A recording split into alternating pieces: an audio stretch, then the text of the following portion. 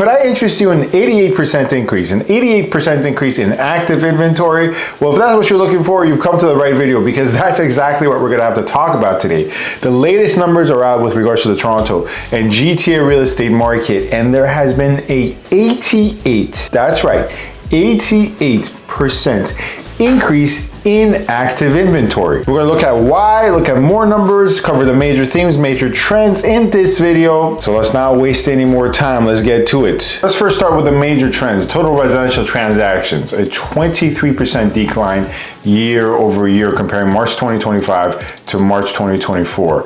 Total residential transactions came in at 5,011, that is down from 6,519. This is up on a month over month basis comparing March to February. In February, there was only about 4,037 sales. So although it's up, it's still far shy of March 2024. Frankly, the lack of sales has to do with the fact that there's a lot of uncertainty happening right now, especially right now. At the time of recording of this video, obviously we're dealing with the tariffs.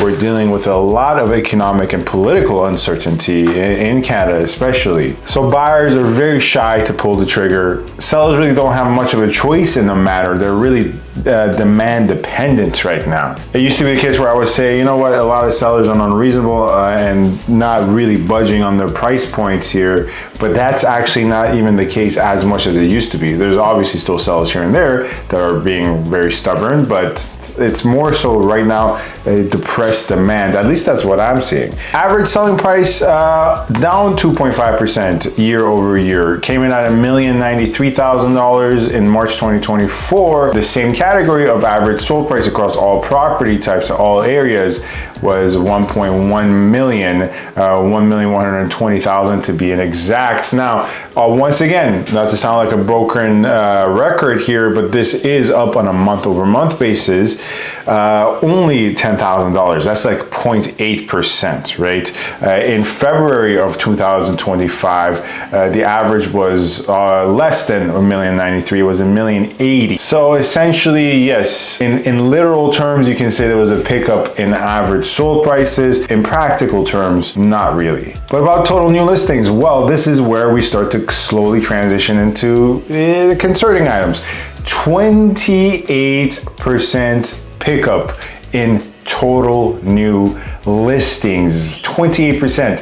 17,263 new listings hit the market this year in March of 2025, as opposed to the 13,000 figure we saw in March of 2024, which was high for then. In March of 2023, new listings was around 11,000. So it's been increasing every single year, going from 11,000 to 13,000, now from 13,000 to 17,000. Sales to listing ratio is down 20%, right? Only 29% of listings are actually selling in March of 2025, whereas only 49% of listings were selling whereas 49% of listings were selling in March 2024. Actually, for March 2024, that's surprisingly a decent figure. Now, obviously, transactions are still happening. Luckily, yours truly was part of 3 sales and 4 leases in March of 2025. At any given market, there's always people who need to buy and sell for life reasons. And maybe this is another video I'll make in the upcoming lineup of videos,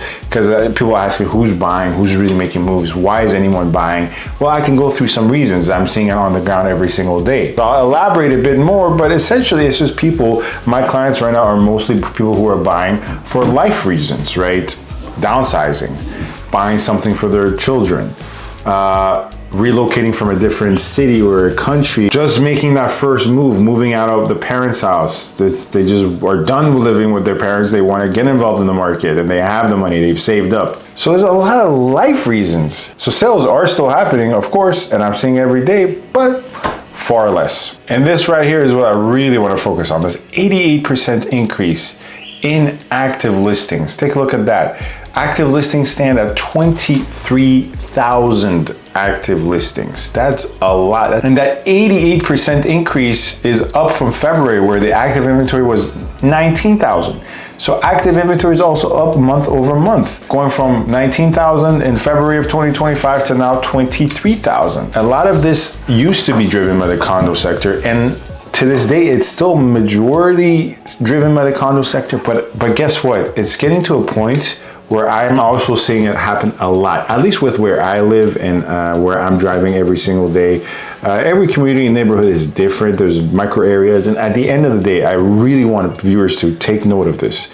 Most of this information is around the general market. All these stats are around the general market. When you actually sit down with an agent or for buying and selling purposes, they should tell you the specific market you're looking at, because there are outliers, there's different trends. But generally speaking, more than ever, I'm seeing freehold listings kind of come to market on the same street, where I've seen houses with, you know, whether it's townhomes or detached homes, with 3 for sale lines next to each other. 3 lots, 3 homes, 3 detached homes, 3 townhomes, all next to each other with for sale signs on the lawn. It's not to say this is all doom and gloom, because really a lot of freehold detached properties are still selling pretty well.